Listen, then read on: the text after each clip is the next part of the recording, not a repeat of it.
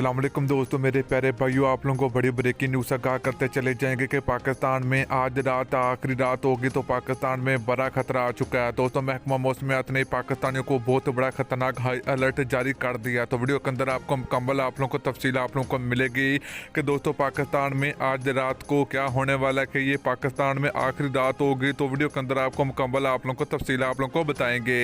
तो मेरे प्यारे भाई, उससे पहले अगर आपने अभी तक इस वीडियो को लाइक कर किया तो वीडियो को लाइक करें, चैनल को सब्सक्राइब करें, बेल आइकन जरूर इनेबल करें ताकि आप लोगों को मजीद वीडियो मिलती रहेगी।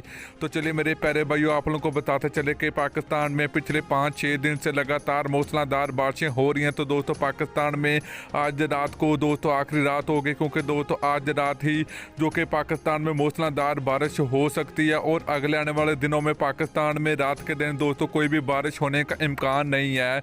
तो इसलिए पाकिस्तान में ये आज आखिरी रात होगी, तो आज आखिरी रात ही बारिश हो सकती है। तो अगले दिन रात को पाकिस्तान में किसी भी शहर में कोई भी बारिश होने का इम्कान नहीं है। तो दोस्तों वीडियो अच्छी लगी तो वीडियो को लाइक और शेयर